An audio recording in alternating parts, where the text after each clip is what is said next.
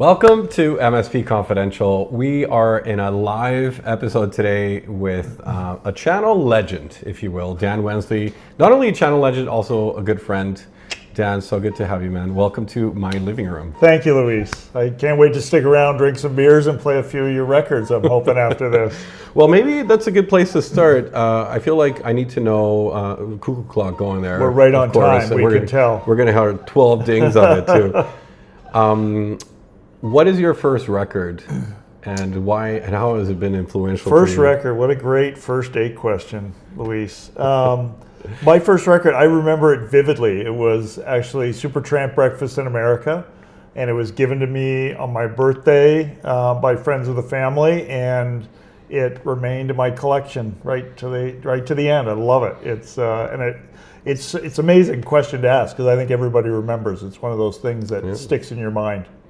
I was telling you backstage that I heard or read about this study that was done, that there's a music taste freeze that happens in your mid-30s, after which time, if yacht rock was your thing, you kind of stick with that indefinitely, right? I'd say my presets on satellite radio would back you up on that, yes. So Dan, you're the new CEO of the GTIA, the Global Technology Industry Association. How did you get there? With a lot of help from incredible people throughout the industry. It's as I said in the post this morning, it's folks like you working and having all the conversations we've had over the years. I actually joined what was then CompTIA, I guess over 20 years ago. Became a board member about a decade ago, served on the board. So it's really a full circle career event to join the organization at this stage of its transition, its growth, and in this position. I'm very much looking forward to what's possible for this organization and the membership moving forward. What's possible? Wasn't that how you campaigned for the gig, as far as I know? Yeah, as I was sharing with you, it's the conversation we had with the hiring committee and the board as they were going through this global search. I really came at it from a perspective of, let's see where we could go with this. So the title of my presentation and thesis for where GTIA could go, both in the short term, midterm, and long term, was what could be possible. And I think there was a lot of synergies and alignment to both the membership's desire for this organization, the board's desire for this organization, and that ultimately, led to the mutually, I think, beneficial fit of joining the organization. You talk about short-term, mid-term, long-term. These are things that for many organizations are very difficult to reconcile at any short-term stage, right? Because short-terms tend to derail the mid and long-terms many times. What, in your view, is the real long-term, and is it an infinite game mindset here that GTA is trying to position itself into? Or are there some obvious now things that need to happen, obviously in service of the long-term goals? A little bit of both. There's certainly, coming into the organization at this stage of 2025 here, there is a great business plan and incredible people doing incredible work across the organization, whether it's in marketing, the communities, and so on. So the first thing I need to do is not break what isn't broken, and continue to foster the great development we've already started through the year. And a lot of even the thesis we looked at in the possible was some of the things the organization had already started on. Recognition of our membership, the Spotlight Awards that we just had in Chicago a few weeks back, the new ones we're going to be doing over in the UK and in Manchester in a couple of weeks as well, is really in line with some of the thesis we talked about, is to really celebrate the contribution of the membership. So we've talked a lot already about setting the foundation for what we can do in the future for this organization, built around growth and some key pillars. Not breaking what's not broken, or not changing what's not broken. I'll be honest, to me that sounds sometimes like a bit of a given, of capitulation to the status quo in some cases. That are there things that you've looked at that are perhaps working but not working as well as they could, that maybe do need to be broken and kind of rebuilt? Oh, yeah, 100%. Don't take that for a lackadaisical view of what we can do. The point is, change for the sake of change isn't worth it. Right. We need to take a very defined look and review of all the things we've done, listen to the membership, what an incredible team here at GTIA. They have a lot of the answers and a lot of the foresight of what they'd like to see. So when I say don't break what isn't broken, just coming in to make change so it can look like we're having a new impact, it to me isn't worth it. We would need to be fundamentally sound in what we are delivering, what this organization and its membership has delivered over the last few decades. And then enhance on those. And believe me, we are looking at growth. We are looking at advancement. We are looking at what can we do even better. But there are some fundamentals we also don't want to disrupt. So there's probably some themes for the conversation today, and a lot of them, frankly, are kind of centered around the 4 pillars you talked about in the recent GTIA Q&A session that you had. You talked about people, you talked about process, you talked about advancement, and community was one of the big ones as well. So let's start with people, perhaps. I think you've always believed people to be a cornerstone of this industry, but people do come and go. What are maybe some of the things you're thinking about putting in place, planting the tree that you'll never sit under? What are the things that will transcend the community, perhaps, but that are still fueled by people, of course? Another great philosophical analogy that you're always famous for. No, but it's so important, Luis. You and I have talked, we've worked together for 5 years at ScalePad. We've had hours and countless beverages in debating the value and how we can deliver more value into this industry. And the people has been the one constant, right? The reason I became even a member of CompTIA back in the early days of my career was to connect with more people and diverse people and not have tunnel vision on the technologies you are working with or your line of sight into this great industry, but to expand it a little bit and to look forward a little bit. Because running a business, being in a business, whatever your role of responsibility is, it can be a little blinding from time. You have a job to do. So what CompTIA and this membership meant to me back then was the ability to look outside the box a little bit, get different perspectives, work with some of the leaders in the industry who have done incredible things and I could learn from. Integration partners, obviously the MSP community. So people, yes, do they come and go? Sure, but they also come back.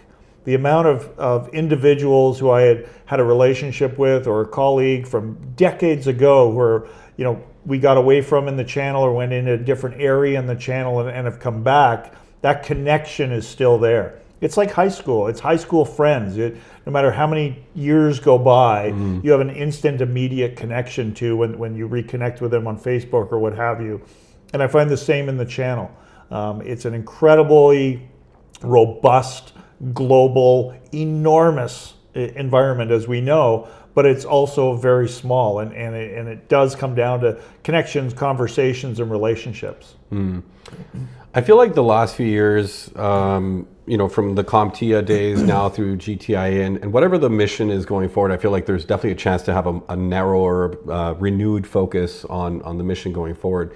And so I think we're all kind of with bated breath waiting to hear about this GTIA mission going forward. But I think there's a risk perhaps to trying to be all things to all people globally at a scale that is maybe difficult to make resonate for people at a local scale where the work really happens, where the charitable giving means something, where businesses can have impact on their communities and such. And so how do you reconcile or think about a bit of this, global versus local challenge? Yeah, I think you hit on a couple of points. Not only the global aspect of that, but trying to do too much and doing too little of too much and not really having an impact. So pick your swim lane, pick what you're trying to accomplish. I've gone into, again, working with you for so many years, we go into meetings or conversations, what's our objective and what's our designed outcome? Get a little real about defined realities of outcome, and we can't do everything for everyone, and nor is there much value in trying to do that. So whether it's geography wise, what is the different market conditions or impact in a certain region, we have to go deep in that region and understand it and have the right members and the right community and the right conversations, which will differ from a separate region.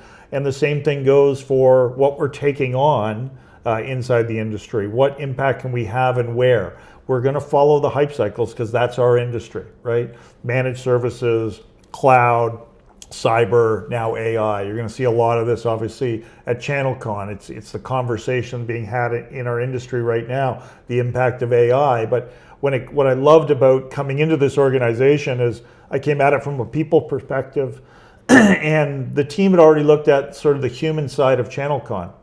And if you look at all the branding and the communication, well before I arrived, they saw the need that, yeah, we're going to talk about advancement in technology. We're going to talk about the impact of AI, but let's talk about human intelligence and how our human intelligence is actually going to be the ones driving the adoption of AI ultimately.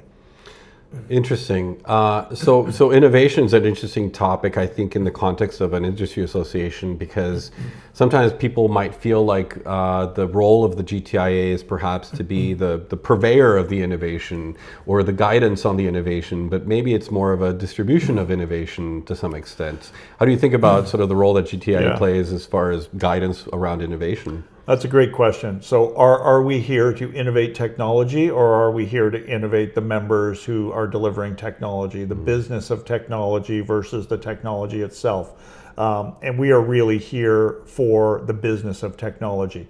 We are not going to be the evangelist pushing AI. We are going to be the evangelist talking about AI's impact for our members, for our industry, and just being the facilitator for those conversations. Nor do we have the answers. The membership has the answers. The membership is the one who has to have these conversations. The vendors, the distributors, the ITSPs, the MSPs, how's it going to impact cyber? The beauty of GTIA and coming together and the communities of which we build is having an arena to have those conversations in. So it is truly about just us evangelizing our industry more than evangelizing and working towards any specific technology, well understanding we're going through hype cycles. We've been through, in my career, we've been through definably, almost a dozen probably if you got into some of the detail, virtualization, but the big ones, the cloud, go back to the internet. We had a really strong board meeting a couple of weeks ago, and one of the topics that we discussed was AI and the impact. And we really talked about this is going to be bigger, potentially impactful globally than the internet, or as impactful as the internet. So how can we facilitate the conversation for our members to make sure they're aware and having those conversations? Yeah, one of the other pillars you mentioned, of course, is community. And community is maybe an abstract word in cases. Communities can be all things to some people and can be kind of very limited impact to others. And one of the things we were talking about backstage a bit of what is the role of GTIA in community? Is it to be the de facto community, or is it actually to enable communities no matter where they exist and how they show up? What's your thought on that a little bit? Some really great commentary, again, coming in from the membership about this and others. I've heard the term community of communities. I've heard the term community enablement. I think community enablement's actually probably the better descriptor. We are not here to be the single community to provide all guidance and be that.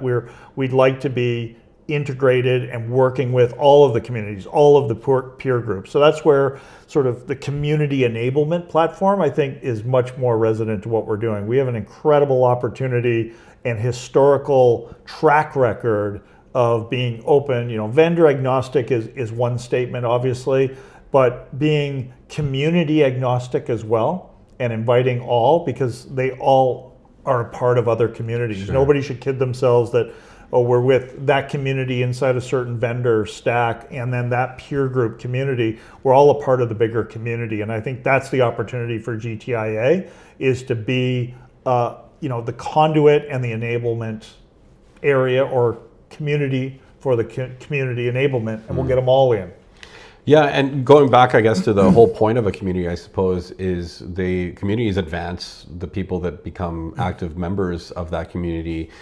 And I wanted to ask you back to the advancement topic. What does really advancement look like to the various stakeholders of GTI membership? Because I feel like obviously MSP and a lot of the conversation today is contextually heavy on the MSP ecosystem, which is where we kind of live a lot. But but there's the vendor community, there's people that are in technology that are not necessarily selling through the channel at all times. Maybe they're direct to consumer, maybe they are designing and innovating on specific things. But what are the various incumbents in the various advancement categories going to feel? Yeah, and as a core pillar of what we're doing here at GTIA, it's meant to be a little ambiguous because advancement means different things at different times and for different individuals. But always being focused on something that's tangible. So advancement for me is about a tangible outcome, a tangible result that I've advanced. I've advanced my education, I've advanced my knowledge, I've advanced my return on investment, I advanced my revenue, I advanced my personal appreciation for this industry. It'll take on different colors and hats and impacts, but we have to be focused always on an outcome. As I said earlier, it's all about, for me, going into any conversation with what's the objective and what's the defined outcome we want to get out of this. Go in with that attribute. Come to ChannelCon and say, okay, I want to come out of ChannelCon having advanced something.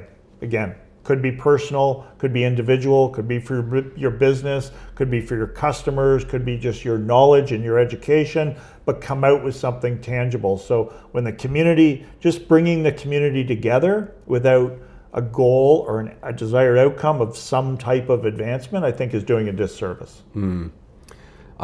To the point of the status quo, do you think the terminology of channel is representative of the entirety of the industry? Have we, maybe reached a point where we need to revisit the way we name things around certain old terminology? Yeah, I've turned over a couple of apple carts since joining the last couple of weeks, and terminology is one of them because it needs to be encompassing.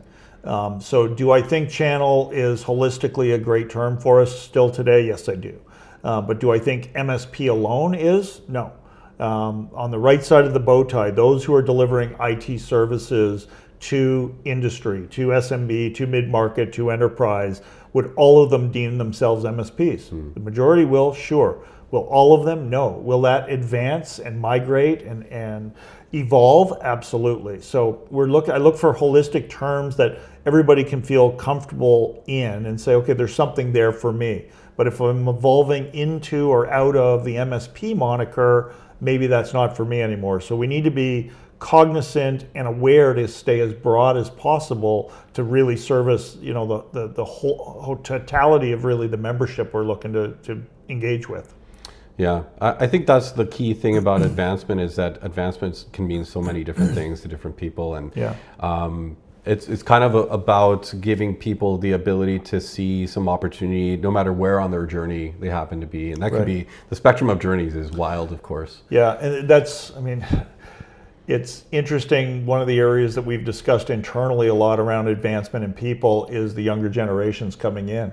I really want, as it was frankly for me, coming in a few years ago, it was a person who wanted to advance their career in the industry, thinking one of the ways I could do that was membership in CompTIA. That absolutely proved to be true. And I'd really like us to share that story with more newcomers into the industry. My son being one. My son is now second generation channel, right? He's in SaaS sales and doing incredibly well and selling hundreds of millions of dollars of enterprise SaaS to enterprise customers. But did he come along into GTIA? No. I've in conversations just over the last little while, folks I've worked with for decades who have given their whole career into this industry haven't been a participating member of GTIA. I think we did them a disservice. So I'd really like to show people that this is an area where you can get advancement personally for your business, for your peers, and be a better part of the community, both selfishly and for the advancement of the overall industry. Now, your hindsight, this may be slightly biased, given that you've maybe been a proponent of community from even your early days in the channel. But do you feel that perhaps community is something that comes with a bit of age and the journey of getting into giving back to the people that gave you so much? Is there sort of an opportunity to better supply the chain of community drivers into our future by exposing this to the younger generations sooner. In many ways, it's a bit of the challenge that we have with diversity, is that we're at the last mile trying to make changes to diversity, and that's really difficult to do. We got to work on the supply chain in many respects. Yeah, and it's funny. You talk about giving back, and that's where we get into our careers, and now it's about giving back. I mean, I came into CompTIA selfishly, and I did it to expose myself more and advance my career, and there's no shame in that. If we can be a conduit to, as a community, as an organization, and become a member to come and rub shoulders with folks that you want to emulate in your career path or get to know or learn from, there's no shame in that. So there's always this now disconnect of, well, the old guard versus the new, and they can't be in the same room almost together. I feel exactly the opposite. They need to be in the same room together. They should be in the same room together. There is so much we can learn, and I'll consider myself at the tail end, that we can learn from youth and need to, and I truly believe vice versa, even to learn from the mistakes we've made along the way. And so you don't, whether you do them again or don't, doesn't matter, but come and learn a little. So I think it's truly a two-way street, and it's beneficial to both demographics to be in the same room together. Oh, let me see if I can trigger, I don't know, some memories perhaps, but... At my age, it's getting harder and harder, but let's see. Let me take you back perhaps to you entering the industry, and you say selfishly, but I think curiosity is maybe the thing that percolates a young person's mind as they're entering a new industry. But who did you look up to back then? Who were some of the leaders and figureheads of the industry, if you will? And how do you think that industry leadership or figureheadship plays a role, now in the future going forward? But go back in time first. Yeah, they're still mentors of mine to this day. Bob Stegner. I mean, there's a name immediately that pops out. Before TD Synnex, he was at Ingram Micro. He was the guy, the big events. He was on the keynote. Everybody looked towards him. I got eventually to serve on the board of CompTIA with Bob for a couple of years, and that for me just solidified that I came in so that I could listen, learn, and watch somebody like that who was a mentor to me. Chuck Lennon, I mean, I can list the names, and the folks even I'm working with now, Nancy Hammervick, who early days of the Channel Company, CRN, those were mentors of mine because they were in the industry. They knew, they had a broader sense and a broader eyesight than I had. Sure. and getting in. So yeah, so those are absolutely some of the names, and you look at what Bob's done and continues to do. He's now retired, and then 5 minutes later he's okay, I'm here to help in the channel, what can I do? And the names go on. I mean, just this week, you can see on my LinkedIn, I've had about 400 direct responses just on LinkedIn, and it's all been folks going back almost that far, Luis. It's 10, 15, 20, 25 years. So when you say there's, not you say, but when people say, oh, well, community, what's it worth? The people thing sounds interesting. Let me tell you, even 25, 30 years later, people are what matter, and those relationships have really propelled us all. So let's fast forward to a bit of the scenario today of maybe vendor-sponsored influencers. Obviously, industry leaders that are perhaps, they have their own agenda with the companies that they work for. Mm-hmm. Is there enough of a platform for the people in the community itself to sort of rise to that level of leadership? And how does GTIA play a role in enabling those people? Yeah, I mean, look at the communities of what we're doing, and one of the things that we're going to celebrate and showcase a lot more of, not the big names who are contributing back, and they should get their recognition as well, but there are so many others who don't, who are part of the communities that are there, who come to every ChannelCon and are very participatory, but don't get the coverage. I think we've got an opportunity to highlight them. And again, the team at GTIA has started to do that. Our Spotlight Award series that I went and attended in Chicago, and what we're doing in Manchester in a couple of weeks, that's a great start. But it's also the people who are in those positions of influence and of sort of experience to allow you to, again, put those groups together so that they can learn. If you're an aspiring channel executive who wants to get in, I want to be a part of the community. I want to look like what an Eric Torres can do, or others who are out there and often seen, but there's so many other jobs inside this industry, whether it's marketing, whether it's communication, whether it's social, whether it's design, product development. Like the development, everybody looks at the channel and IT as, oh, you're going to be a developer. My son, would he be in this industry without seeing it sort of firsthand in his household of what it was? Probably not. And I think one of the things we can do at GTIA is to expand the view and the depth and breadth of career paths. I'm probably, I'm not the technical person. Most in our industry are. I've had a very successful career inside this market without being technically oriented. Yeah. Let me maybe pivot to the concept of humility, and only to kind of position it from the perspective of, I think communities are owned by the people who build them, by the people who create and interact and become part of the communities. And in many ways, the people that are active at GTIA may feel like it's their GTIA. In fact, as we got off of our December year-end planning, I remember all of us sitting in a big room saying, we are GTIA. And so the membership is really the constituents and the people that feel the ownership of the outcomes and the progress or the advancement that the organization can deliver. How does the organization think about this humility of enabling that ownership to be felt by its members to any extent? The answer is yes. They do own it.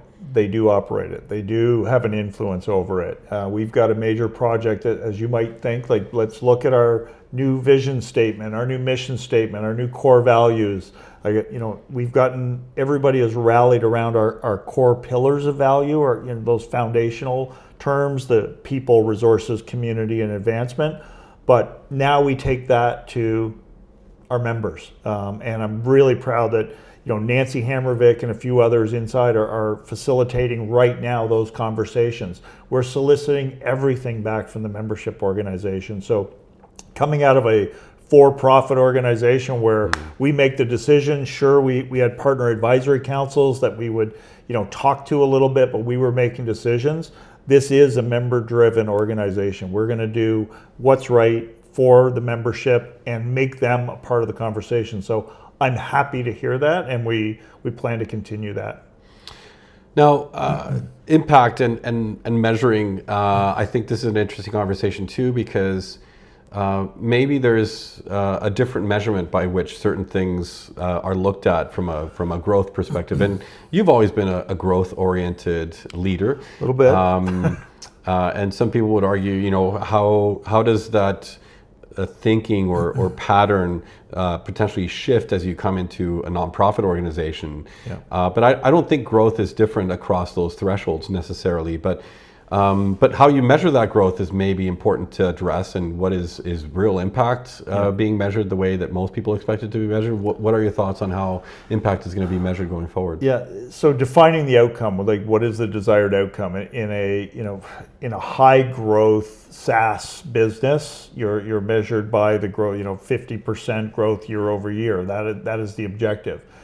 Growth for not-for-profit, for GTIA, will be different, but we will have very defined goals, and they will be growth-oriented. They will be, we're going to probably discuss number of members and growth of members, but the sake of growing members isn't the same. It's, I want to do more for more.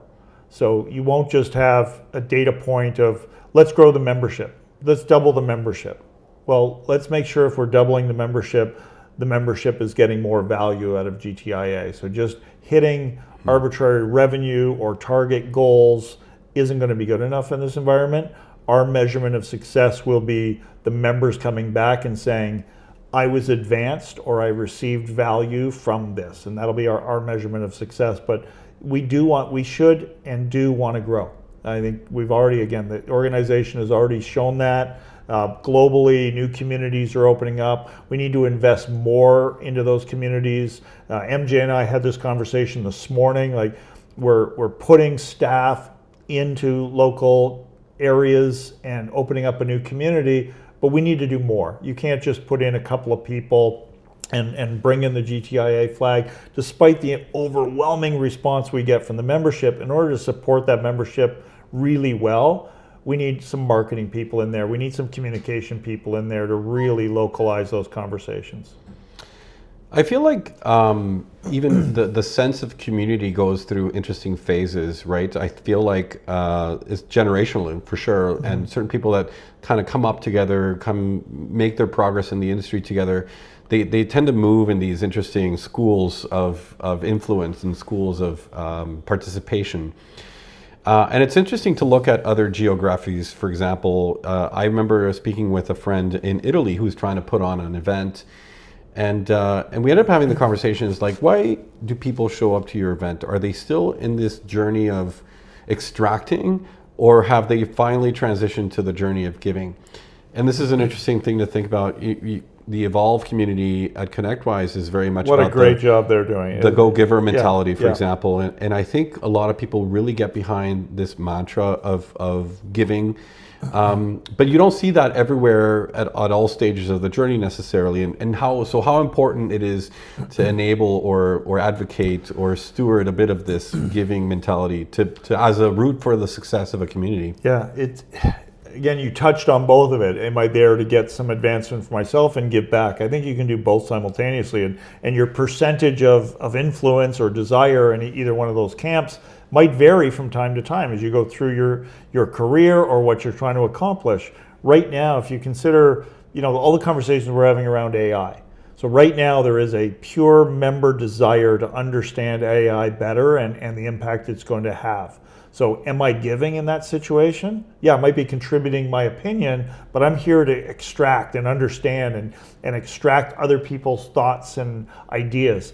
There's no shame in that. Come and be a member and talk about that and extract that value, get that advancement for your understanding. And then the next year will roll around where you're able to give back and talk about, this was our experience with AI. This is how well it went.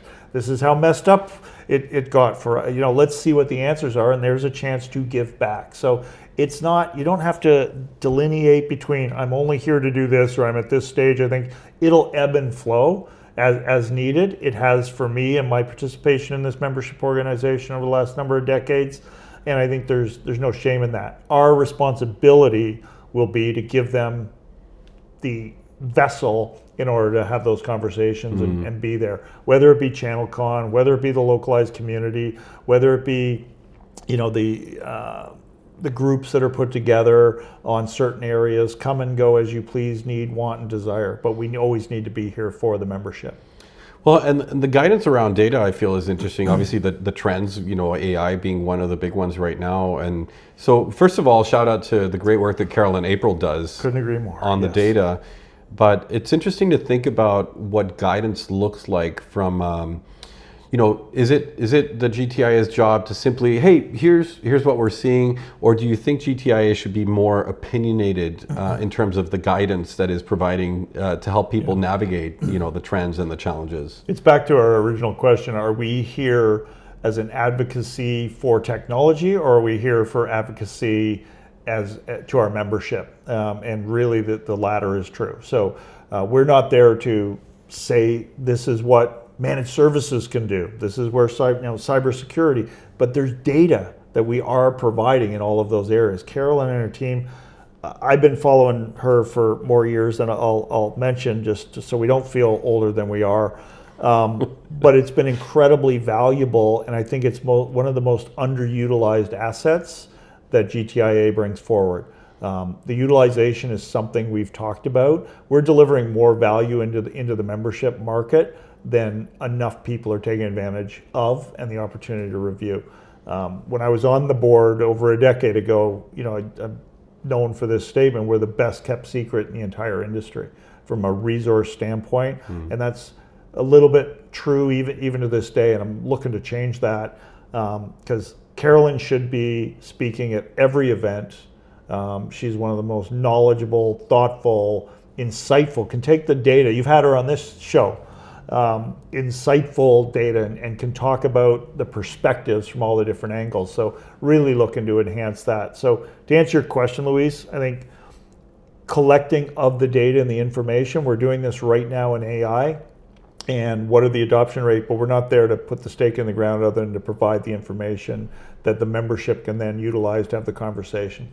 Well, let me maybe channel my inner Barbara Walters and ask you perhaps a tough question. Is there a risk to, an elitism club? I think this is one of the interesting things about relationships is that groups get very, very concentrated perhaps. And whether we see this occasionally with the advisory councils, it becomes very cliquey, of course, to some extent. And so is this a risk to the advancement ultimately of the organization and the industry? Do we all ever really evolve out of high school is the question. Sure. It probably is a risk and probably ebbs and flows equally. That's why new member participation is so vitally important. The way to break that down is to always have the grade 9s coming in. If you go back to high school analogy and shake things up. So I think, again, there's a balance, Luis, between here's a group who've done really well and maybe came up through the channel together, as many of us have. You and I are no stranger to that, even in our relationship. And there's nothing wrong with that and no shame in that. What's vitally important is, are we committed to bringing others along with us and being open in that? So cliques are only bad if they're inclusive and not welcoming of others, in my opinion. So I take no shame in that. I've got great relationships with individuals in this industry across all walks, the competitors.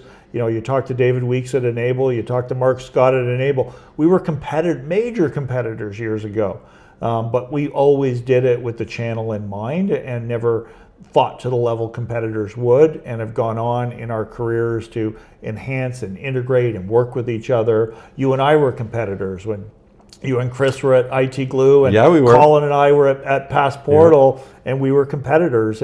But we never got to the point where we couldn't have a phenomenal relationship, and I've enjoyed our relationship over the last decade or so. I won't speak on your behalf. You're welcome to say anything you like. But I mean, the fact that you didn't think I could be a nice person is still a hurtful sentiment in my mind. But we will tell that story on another time. Yeah.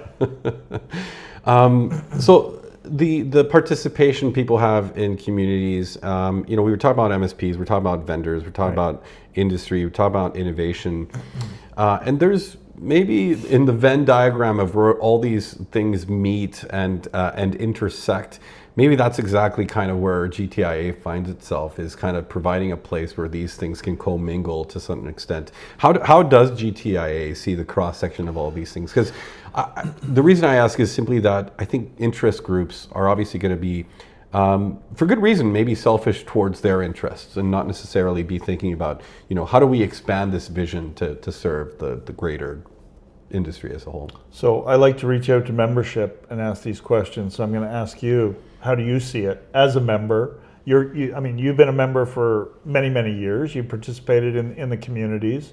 How do you see it? Yeah, it's interesting. My own experience has been very foundational and I do this at ScalePad equally. I feel like I wear the hat of advocacy for the MSP internally.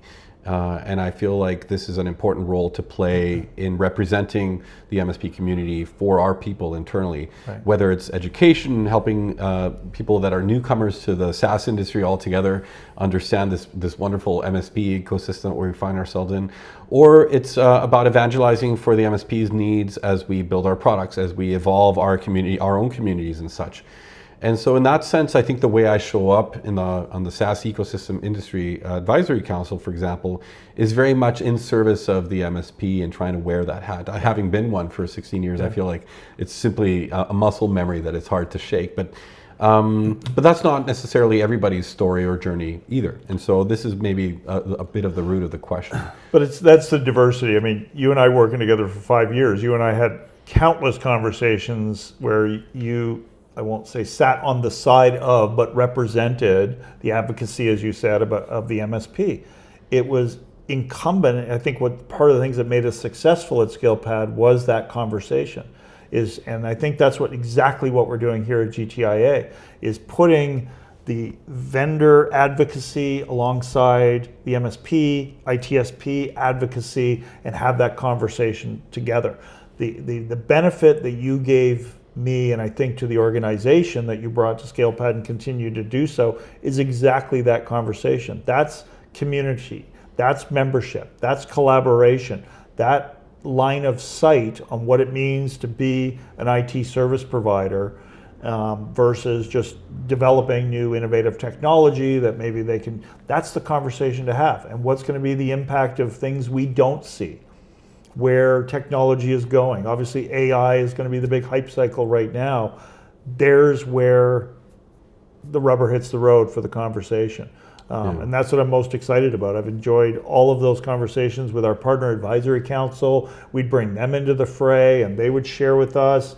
But then there's true innovation around the technology of what's happening, where from a vendor IT perspective, we're looking at it through a slightly different lens. So let's combine innovation and pace of growth or movement in technology with the ability for adoption, comprehension, and delivery. Let me have you pull out the crystal ball for a second. This is always an interesting conversation to have, because in the context of predicting the future to some extent through trends, through data, through the way that things move in any one direction or another, I think at the root of it is still people, and people have not changed necessarily in thousands of years. And so I'm curious, how you see GTIA's role in helping usher in the future. Because part of the challenge, I think, is that as things like legislation start to play a role in the barrier to entry into the industry, for example, which right now it's maybe not an issue, but in a few short years, we might find it very difficult. Does GTIA see itself involved in lobbying, in political influence? What is a bit of that future looking like? Yeah, so as an organization, as you may remember, CompTIA did get involved in that early on. And I think our line of sight on it right now, much like the data around AI, we do have an absolute obligation to stay aware in the geopolitical situation, what's going on with whether it be new rulings or new innovations that are happening across the globe. At the very least, we must be a conduit for bringing the community together to be aware of them first and foremost and discuss them. Should we get into lobbying at a federal, state, or global level?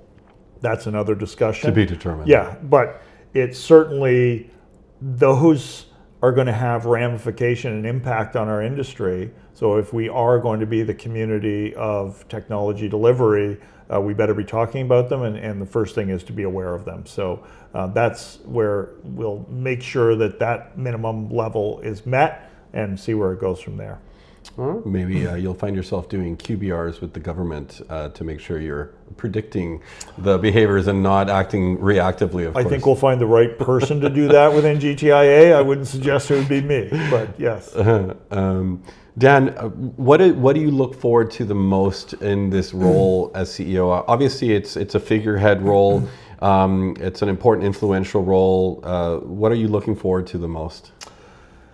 So already it's exceeded expectations, just from a standpoint of belief in what's possible. So I spent a lot of time preparing for the conversation of applying for this and is this the role I want to do at the twilight of my career? But when I sat down and wrote the possible and was able to talk to members and talk to the board and talk to the leaders, that alignment really was inspiring.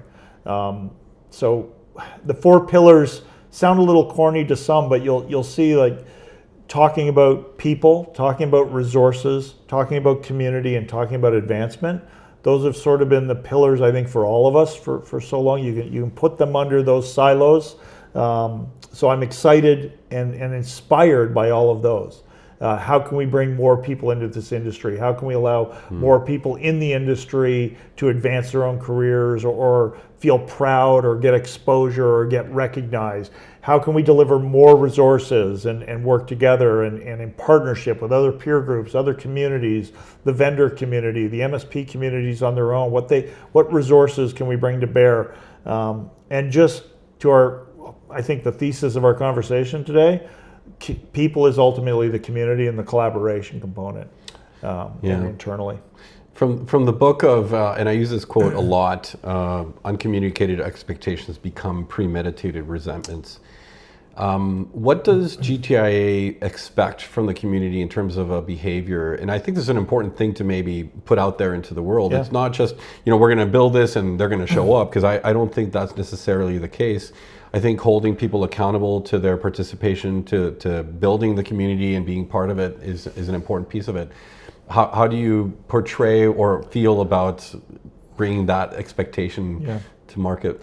Almost an ask and a give. The ask is participation. I think there's no better term than participate in your trade association, because we're better because of it.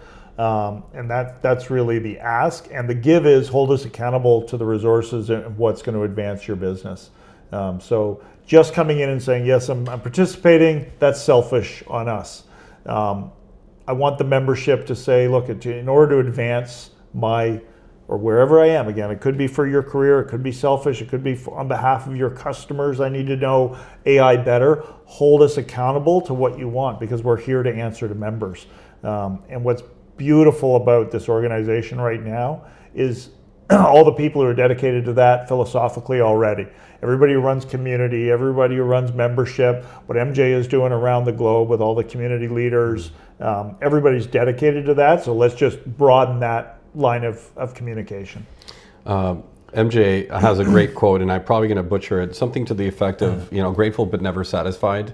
Yes, that is a good quote. And I think there's, always the risk of complacency and kind of taking the foot off the pedal. Talk to me a bit of how does GTIA keep the foot on the pedal to ensure that even in the wake of potentially seeing a slowdown to growth, or seeing that communities are not reacting, that people are still inspired to continue the work? Yeah. And that, frankly, was a part of my evaluation of taking on this role. I come from high growth. I feed off of high growth. I've been on the Deloitte & Touche Fast 50 and 500 a number of years. That what inspires me. And the desire for this organization, even though not-for-profit is not an excuse not to grow, or a reason or a crutch to do it. The acceptance that growth is important, but not growth for the sake of growth. I think I've been quoted a couple of times saying, I want to do more for more and give more. So just growing, but actually do more for that we're growing. If we triple the number of members, that's not good enough if we're not doing even more for all the members. So growth is embedded. It doesn't have to be top line revenue. It doesn't have to be the things that I'm traditionally used to, but it does. Growth is key. And frankly, the board, the membership, and the executive really are rallying around that. And we'll have good, firm, solid growth where we can take the time to make sure we're also delivering back value as we grow. Yeah, delivering back value, I feel like this is the piece that vendors in the community maybe need to make room for in their go-to-market, right? Because I feel like there's always a nuanced, selfish focus on the mission, and it's tough to reconcile these things. But so to that effect, let's talk a bit about ChannelCon. It's been interesting every time I've been at ChannelCon that the vendor conversation at ChannelCon is like, oh, this is not a lead gen event. And it's largely felt like that, and people sometimes walk away disappointed because there's an investment of time and resources and money to attend any event, and so it's tough to attend something where there's no ROI seemingly.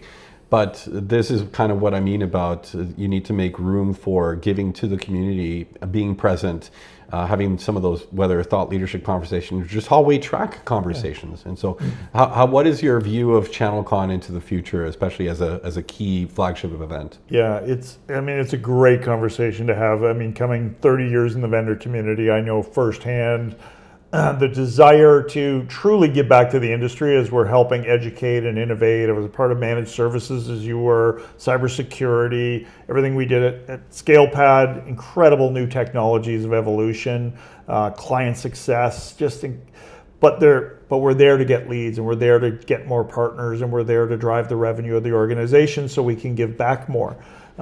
And I think you're absolutely right. I've attended ChannelCon for 20 years as a vendor. And the justification internally was really about evangelizing the industry, and we're going to work together.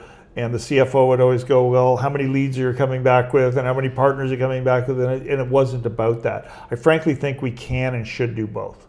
If we are going to put on an event, let's make sure that there is all the great things that GTIA and CompTIA are known for, the collaboration, the education, all of that. But if we're all there more for more, if there are more IT service providers sharing their voice, sharing their experience, it's critical, not only important, it's critical to have that side of that conversation. And guess what? If that happens, then the vendors and the folks on the left side of the bow tie are there and can have that collaboration, as well as make new connections with, frankly, their target audience and target market, but done as a community. I think the strength in just getting to know each other in an environment like that is totally unique from all the other great events that are out there, where it is the opportunity just to pitch a certain, venue or solution or thought process. Sure. Here we can be a little more holistic, but